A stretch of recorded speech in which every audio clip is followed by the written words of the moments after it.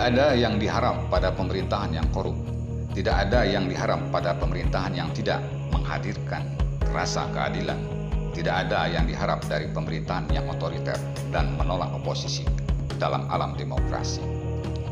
DPR yang dianggap perwakilan rakyat sudah lama berselingkuh dengan kekuasaan dan mengabaikan kepentingan rakyat.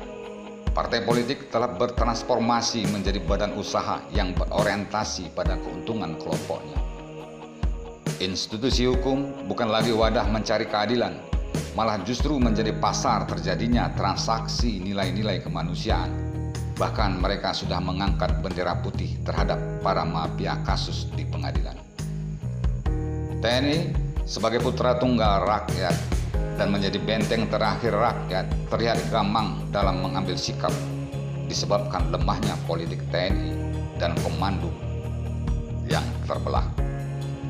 Sesungguhnya kecurangan dan pengkhianatan bukan dilakukan oleh rakyat terhadap negara dengan segala stigma yang dilabelkan pada kelompok yang ada. Yang pasti, curang dan khianat hanya bisa dilakukan penerima amanat rakyat, yaitu penguasa. Sebentar lagi suksesi nasional akan berlangsung. Apakah akan terlaksana secara adil dan jujur? Sepertinya sulit. Barusan kita lihat kecurangan yang dilakukan KPU dalam meloloskan partai politik peserta pemilu. Bawaslu, KPU, DKPP merupakan paket yang dibentuk penguasa sebagai panitia penyelenggara pemilu adalah bagian dari sistem pemerintahan yang sudah terkondisi, tentu jauh dari independensi.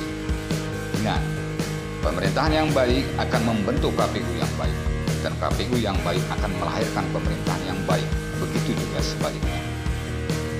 Beberapa daerah sudah mulai berteriak dan bergerak atas ketidakadilan yang mereka terima. Jika kondisi ini berlanjut, sangat mungkin Indonesia terbelah dan berdarah.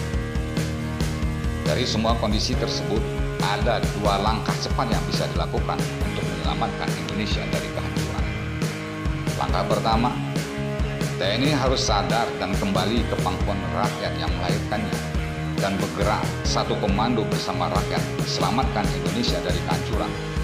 Perkuat politik TNI dalam mengawal aspirasi dan hak-hak rakyat dan memberangus para pengkhianat konstitusi, serta TNI mendukung pemimpin yang benar-benar berpihak kepada rakyat.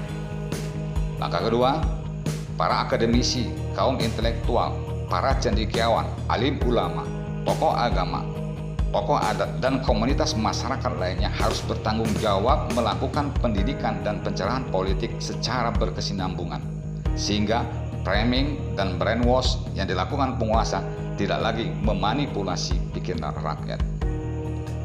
Dengan merubah cara berpikir akan merubah perilaku, berubahnya perilaku akan merubah nasib bangsa. Tidak berubah nasib satu kaum jika tidak merubah apa-apa yang ada pada dirinya. Dan yang bisa dirubah pada diri manusia adalah pikirannya. Semoga pemimpin baru ke depan membawa perubahan lebih baik untuk Indonesia.